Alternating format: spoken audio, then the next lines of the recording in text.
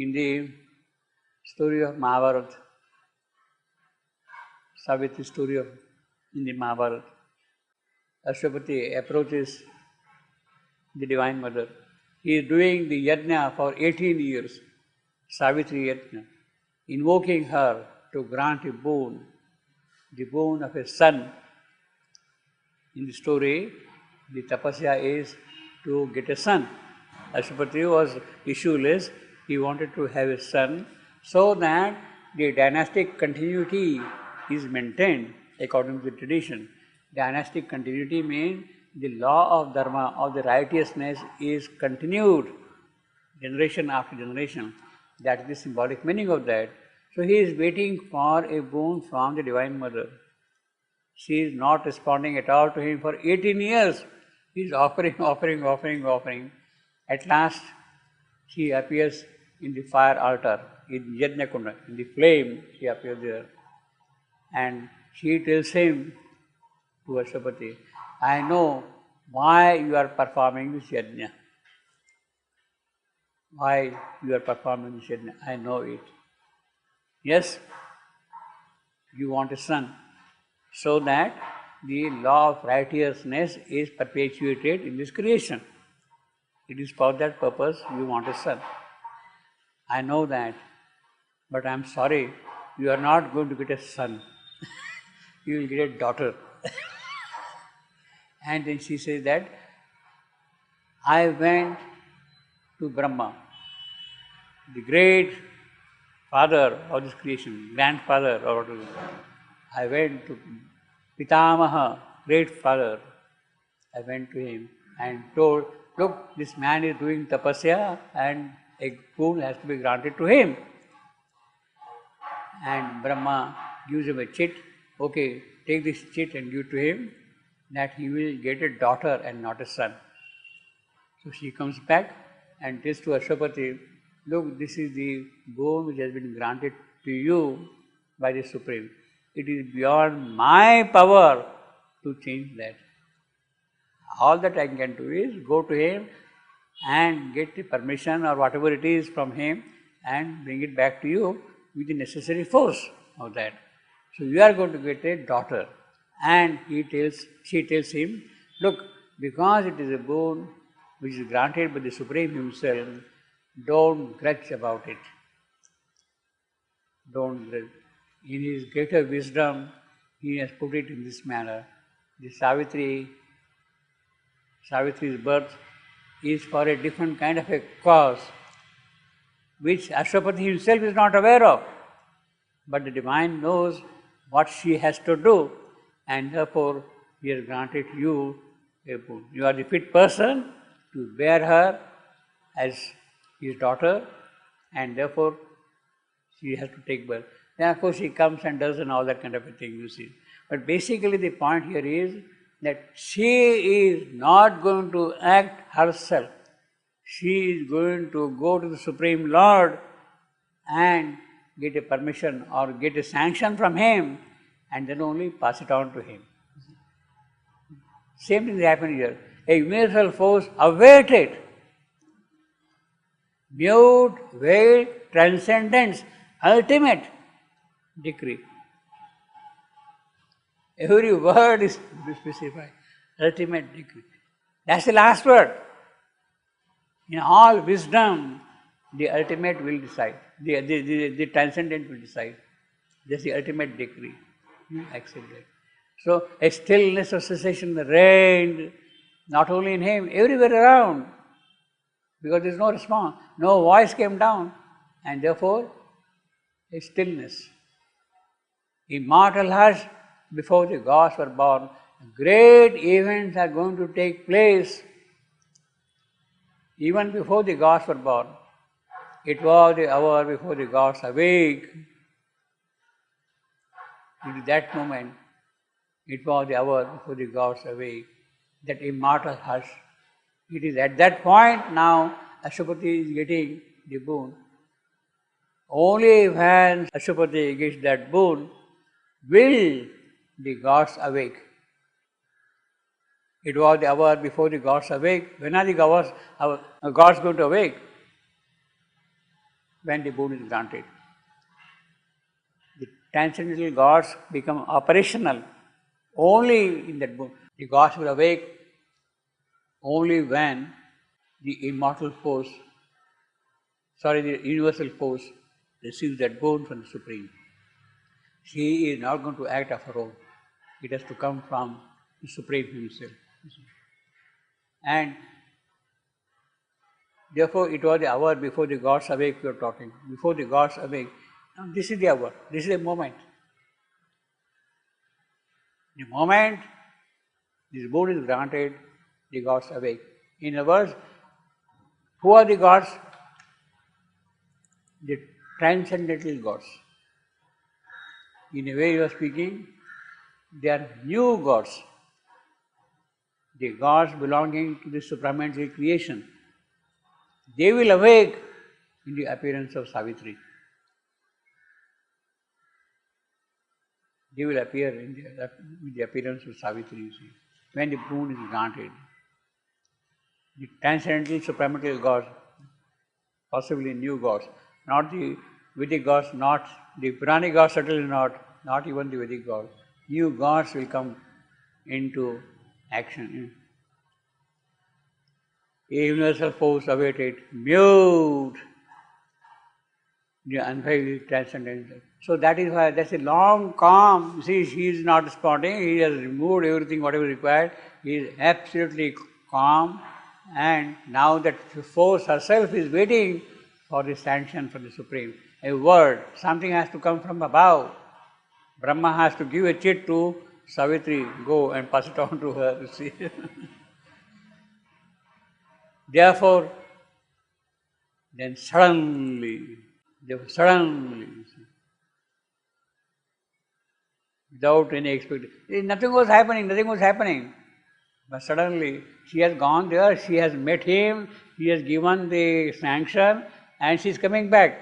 All that thing is unknown to him. When she comes back, therefore for him it looks suddenly. Otherwise it is not suddenly at all. Pardon me? Then suddenly there came a downward look, as if a sea exploring its own depths. Somebody is looking from above and exploring its own depths below. What is there in this lower creation? What is the possibility which can emerge from this lower creation? Somebody is looking from above, as if a sea exploring its own depths. A living, these two lines. Then suddenly there came a downward look. This is not Ashwapati's, of hers, of that force. A downward look, as if a sea exploring its own. What is there? What can I do? Down below, down. Now, there is a little problem here again. In the revised edition, the punctuations are different. See what we have here. Then suddenly there came a downward look, as if a sea exploring its own depth. So that is the sentence. What we have in the revised edition is a full stop after look. Then suddenly there came a downward look, full stop. And instead of a semicolon after depth, there is a comma. Means the second line is getting connected to the other two lines.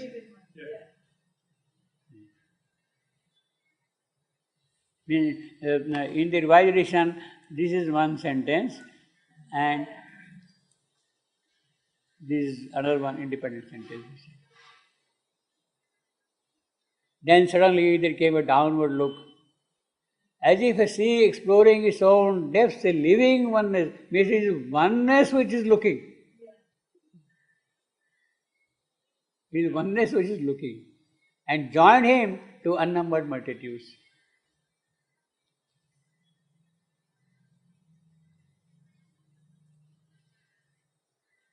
I will say this is a terrible revision. Now, here is the explanation given for their change, why they have revised it. They say, penultimate manuscript, with their own handwriting, has, then suddenly there came a downward look, full stop. As if a sea exploring its own depths, comma. That is in Sri Aurobindo own last but one manuscript. Last but one manuscript. Final manuscript is same, but without punctuation. He has kept the punctuation hanging at that point in the final manuscript. Neither the comma nor full stop. Revised scribal copy, then suddenly there came a downward look. When this was copied, the final manuscript was copied by Nirod Baran, he did not put any punctuation. Obviously, because he copied as it was.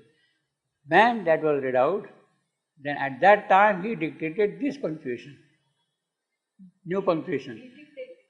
Sri Aurobindo dictated. This what we have got here. Means there is no full stop in that revised edition after look. There is no comma but a semicolon after depth.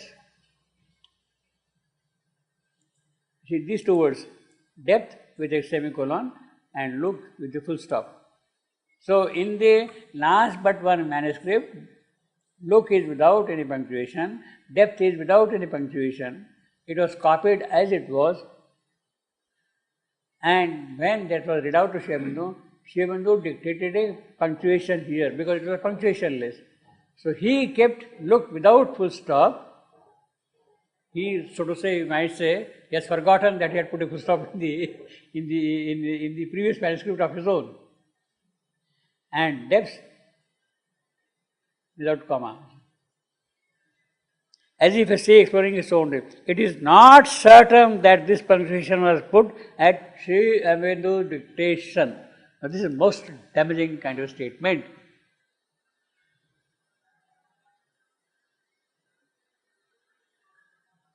As if in the ledger, in the scribal copy, Nirod Baran himself has put this dictation. It is not certain. On what basis can you say such a thing? It is most preposterous statement. Most preposterous statement. He says very clear, it is not certain that this punctuation was put at Sri Aurobindo's dictation. If it is not certain, then how can you also reject it?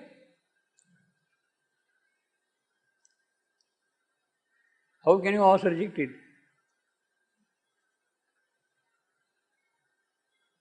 A most preposterous statement, you see. I mean, had I been a little clever, I would not have put that clause at all. No, this is Richard Hart's. If you were the one would say, then okay, you will move. I would have kept myself aloof and kept it hanging, you see. I would not have exposed myself by making a silly statement like that, you see. It is not certain. On what basis you can say it is not certain or it is certain? You have absolutely no basis to say that. Anyway, in this paragraph, it looks same. If you put comma or not, it looks same. Because the loop he is speaking about is the loop of the living oneness. No, there is no, after loop they have put a full stop. I know, I understand. But if you read all this paragraph, you can understand that this suddenly there is a loop. Yeah. And after he said a living oneness, we can understand that this loop is a loop of the living oneness, no? It's not there?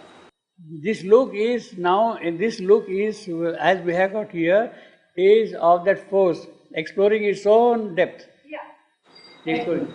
Is it also the same of the living oneness? No. Living oneness is different than the force. Suddenly who is coming? The loop.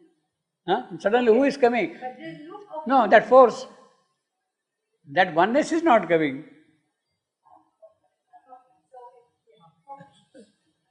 Oneness is not coming. That look, that force is coming.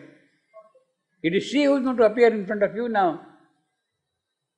But he said, I live in oneness, widen it, No, that is now and that. join it in. No, no, So that no. You see, maybe also the no. You see, these two lines now are a kind of an explanation of this exploration. He is clarifying what that exploration is. That exploration tells him that it is the living oneness which has joined everything. See, this punctuation, looks so simple, but it changes the whole thing completely. If you put a full stop here after look, you are disconnecting this line totally. This is out. And then what happens? As you see exploring its own depth, a living oneness widened its scope. It becomes meaningless. No, I understand. Okay. I mean, even if you put the comma, Yeah. you can also, that also is speaking, this loop who can suddenly, Yeah. is the one of the living oneness. Actually, it means Who that joined him. actually that downward look totally gets disconnected with the rest of the description. The downward look gets disconnected after full stop after look, full stop after look.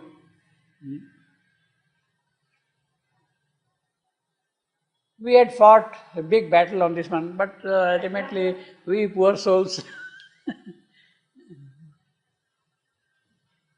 Then suddenly they came. You see, on this line and that also.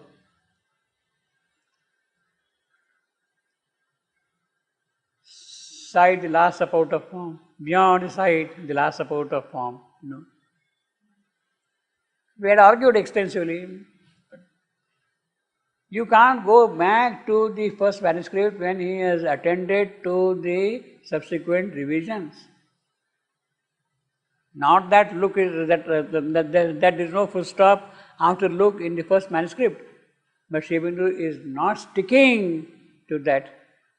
In the second manuscript of his own, he has kept both the punctuations hanging. There is nothing after look, there is nothing after depth. He was still waiting for other inspiration perhaps. And then when the lines were read out to him, he dictated punctuation, depths after depth, a semicolon. And these people say that possibly we are not certain that Sri Aurobindo has dictated. In other words, Nirodharan has invented this punctuation of his own. Nirodharan is not so clever to see the difference between these two.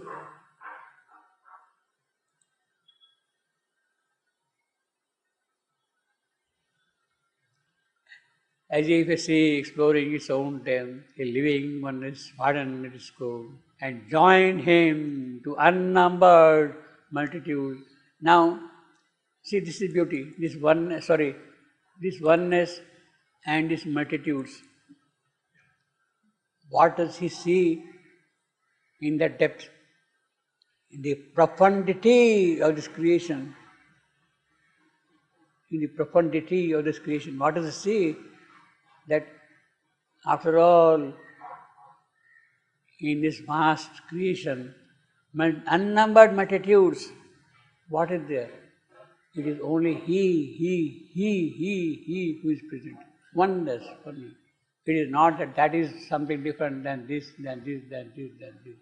It is only one Spirit, one God, whatever you want to call Him. It is He who is present everywhere, whether it is hostile force or a devil or a demon or whatever to call him. It is He, after all, who is present here. That is the beauty of this whole creation. It is His creation. A living oneness widened at his scope and joined him to unnumbered multitude, and as a result of that oneness, a bliss a light, a power, a flame white love, bliss, light, power, love, Ananda, Prakasha, Samarthya, Shakti, Prema, caught all in the soul, immense embrace. So the whole multitude, all the multitudes are now caught in that one single embrace. Of what? Embrace of what? Of bliss, of light, of power, of love. That is the oneness everywhere. Existence found is truth on oneness's breast. Why? You don't say that this is an illusion, this is a dream, this is a false creation. No, it is there. Existence found is truth on oneness. So oneness is the foundation of everything. Whether it is dark or bright, whether it is inconscient creation or superconscient creation, it is the creation of that one. Of that one. And each became the self and space of all. So that is the great revelation of oneness. We think that we are different from him, but we are not. We may not be aware of it. That does not mean that we are different. And each became the self and space of all. The great word rhythms were heartbeats of one soul. Now this is an explanation, elaboration of the same thing, of that oneness, Great word rhythms, heartbeats of one soul, the supreme, of being the master. To feel was a flame discovery of God. So everywhere what do you see? Flame, His existence, His power. The great word rhythms were heartbeats of one soul. To feel was a flame discovery of God. All mind was a single harp of many strings. So you have got one harp only, that one, but there are many strings. You can play different notes on each one. But those notes are not independent, they are not separate from that one. They are the notes of that one. They are all notes of that one. They are coming from the same harp, the harp of God. Many strings, all life a song of many meeting lives. For words were many, but self was one.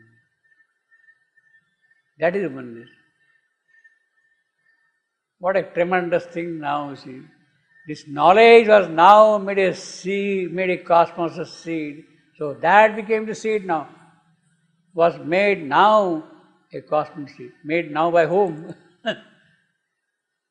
Ashwapati. Made by whom? By Ashwapati. This knowledge was now made a cosmos a seed. That everything is one.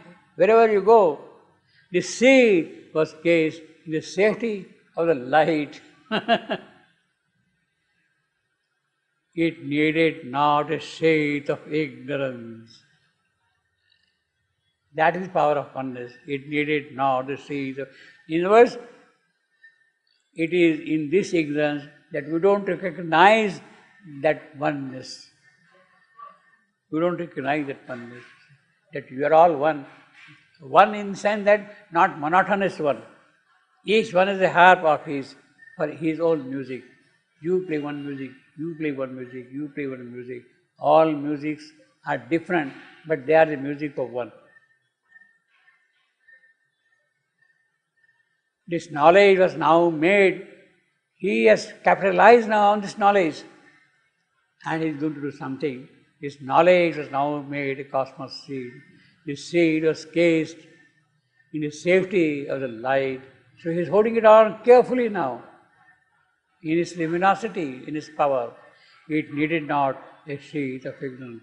Then, from the trance of the tremendous clasp, or that one is clasping everything, tremendous clasp, and to the throbbing to the single heart of that oneness' heart, and the throbbing to the single heart. And from the naked spirit's victory. So that is the spirit's victory of oneness everywhere. Even in the darkness, even in consciousness spirit, a new and marvelous creation rose. A new and marvelous creation rose.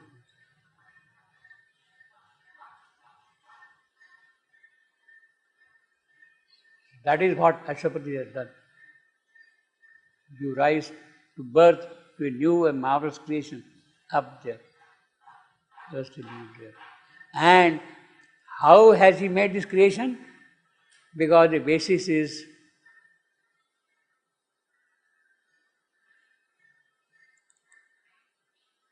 this oneness. Without realizing the power and potentiality of this oneness, it is not possible to create, to give rise to a new creation. In other words, what Ashwapati has created is a new world in the transcendent, in that oneness.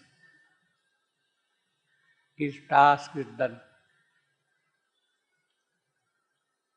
Ashwapati's yoga tapasya has now got fulfilled.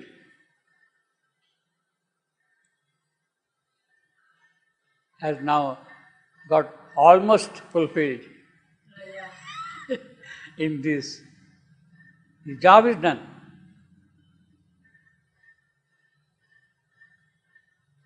And now it is her role to bring that new and marvelous creation here upon earth.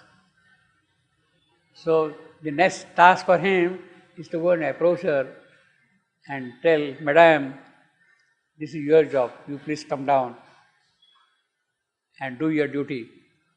You see?